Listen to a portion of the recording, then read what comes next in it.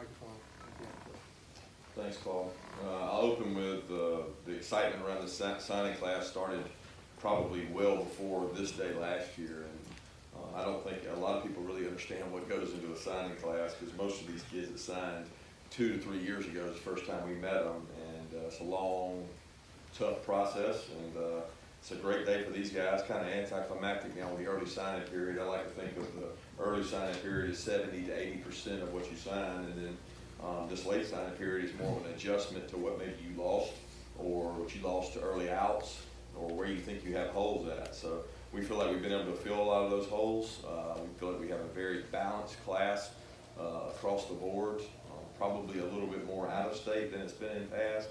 Also probably a little less linebacker heavy. Those are the two areas that, as far as outside linebacker and inside linebacker, that we probably didn't feel like we had to have as much immediate help.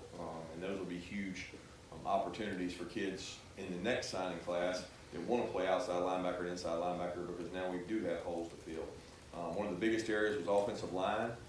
With the guys we had leaving early and the transfers we've had, seniors, we knew and anticipated this being a large offensive line class, and been very pleased with the transition from Coach Pittman to Coach Luke in being able to recruit these kids and bring them to our place. And they want to compete and play at a high level, so the offensive line unit, I'm really proud of that. I also want to take this time to thank everyone in our organization. I'm talking about administration, I'm talking about fans that helped bring this signing class. The Notre Dame atmosphere was one of the keys to this signing class. The academic people at the University of Georgia who sacrificed their Saturdays and their Sundays and their countless hours. I don't think people really understand that recruiting never sleeps. I mean, everybody's fired up today and they're thinking that you're going to get relaxed. 2021, we've already had 2 or 3 junior days. We've already had prospects come in. We're doing phone calls with these kids. It's already begun. But this group really goes back to the sacrifices that everybody made to give their time, and it really takes a team effort. When you've got kids coming from Texas and California and all over the country, people have to sacrifice their time to give you an opportunity to sign players like this. But we got really 7 mid-year guys in who are here working with us now. I've been excited to see those guys work. They've done a tremendous job. To have guys that are at defensive back, I feel like we got a very complete defensive back class. I'll always reiterate, I think you have to sign 4 to 5 defensive backs a year in order to stay where you need to stay from a depth standpoint. We were very unique last year. We're one of the only teams in the country to play over 37 players, 100 snaps or more on the defensive side of the ball. So a lot of players are playing. We need a lot of depth on that side of the ball. Wide receiver was an area that we had to address. I'm excited about the wide receivers. We've been able to make an addition to this signing class, and those guys are expected to help us. With Justin being here now, and also went through a couple bowl practices with us, it's been a big addition to get those guys. Getting a second back in this class was key for us. We're excited about the young man we've had. We've known about him for a long time. He's come up to a lot of camps.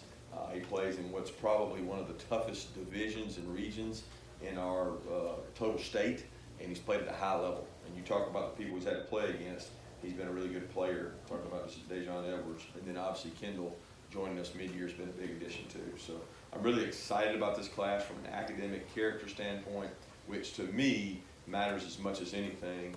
But this class will be judged based on how they finish, not where they rank right now, which is not of any concern of ours.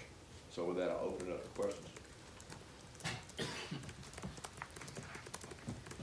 Coach, I just wanted you to talk about the job that Coach Luke did to kind of keep that offensive line class intact after Coach Pittman left. Really only lost what looked to be just that one kid, but you got Robert Jones and Cedric today.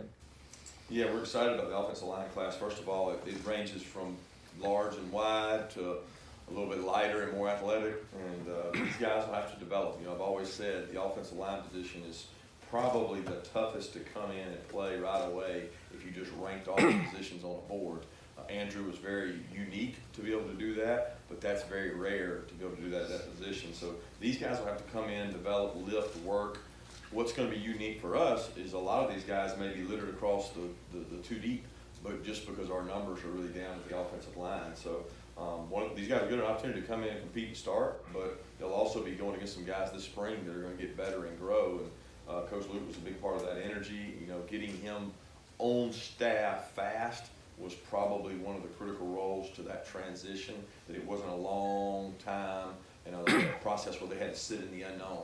You know, 3 days after Coach Pittman left, these kids had somebody new to meet, and getting to meet them before the middle dead period, the Christmas dead period, was critical so that he could communicate with them throughout that period and keep a relationship. And he's got a lot of energy. He's been a blessing for us, and an addition that helps me from a head coach standpoint. So it did help a lot with the offensive line.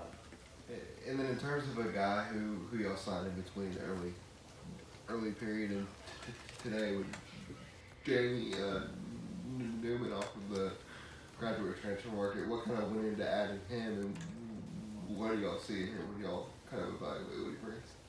Well, you know, we had researched the entire year with the thought that Jake would have the opportunity to come out early, so we had a pool of 30 to 40 guys that we thought would be potential, whether they were transfers, whether they were grad transfers, whatever it may be. We knew we could possibly be in the quarterback market, and that included high school kids. And certainly excited about Carson and what he can do for our team. He came in and got to practice with us for the bowl game for a couple practices as well. But once Jamie went into the portal and we knew he was going to be a graduate transfer, we started communication immediately, and it was a process of finding out if what he wanted aligned with what we wanted, and also waiting to see what Jake was going to do. So I know Jamie has been very mature about the process. He is, you know, these grad transfers, number one, the fact that graduated college and graduated from Wake Forest, these kids understand what they want, and they're very driven in what they want. They're not really into the whole recruiting process.